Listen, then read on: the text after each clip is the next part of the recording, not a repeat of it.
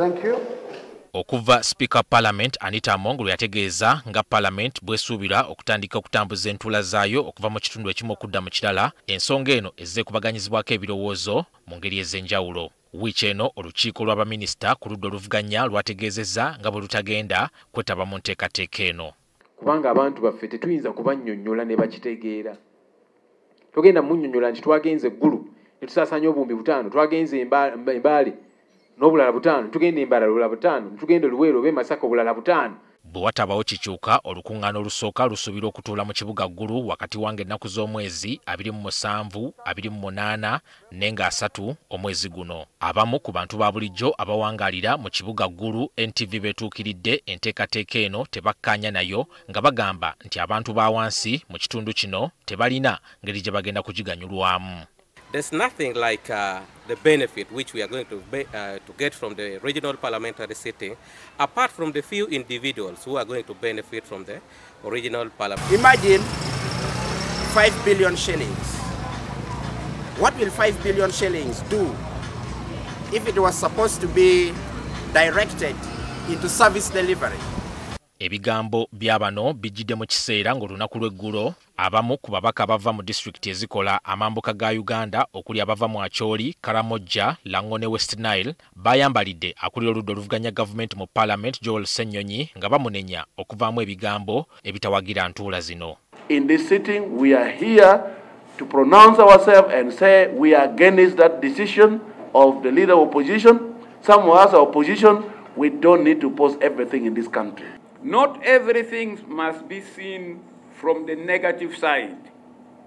I would urge the opposition to take advantage of these regional meetings to make their presence felt. Akulira ekibiina ky'obwannakyewa ekitakabanira enfuga etambulira ku mateeka ki Center for Constitutional Governance, Sarah Bireete agamba nti ensonga eno ababaka abava mu mambuka bagikutte bubi okutandika okugyesigamya ku kitundu ekimu. Kubanga no regional sittings zigenda kubeera buli kitundu kya ggwanga. Tosobola agamba nti omuntu ataziwagira atali against Northern Uganda azifu zigenda kutuula mu Northern Uganda yokka ate nga waliwo ebitundu ebirala.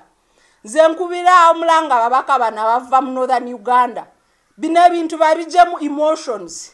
Abamu ku batunuulira ensonga z'ebyobufuzi eby'okutambuza entuula za Parliament buli omu abyogerako bubwe. Parliament bwetuuka eyo nebalaga abantu beeyo nti tuli nammwe ebintu byammwe tubitegeera ate ne budget bwe twali tugiyisa bino ne bino twabitereeza okulaba nti muvaayo. Ekyokubiri abantu nabo beetaaga obutalowooza nti Parliament ebeera eyo eri waggulu eyo Kampala erina okutuuka ku bantu.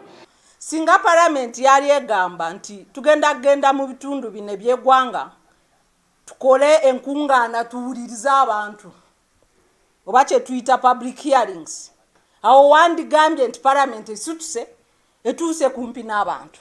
Naye ekyokugamba nti tugende tutuule wano ekifo ky'okutuula mu Parliament ekifo yandibadde etuula nti awo oba otutte Parliament kumpi n'abantu kya bulimba. Waliwo abalowooza nti Parliament mu ntuula zino yandikulembezza kyakutunuulira bizibu ebiruma ekitundu ekyo, kyokka abalala balowooza nti enteekateeka yonna yakiguumaaza.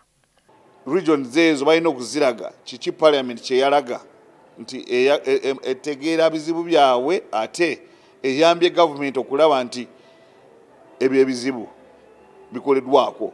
Ekifo ky'okugamba nti tugenda ate Mbarara tuwulire ensonga z'Embarara ne bwe batuule Kampala tere ekibagana kuwulira ensonga z'eggwanga lyonna kubanga eno National Parliament. Ani Walukatamba, NTV, Akawungeezi.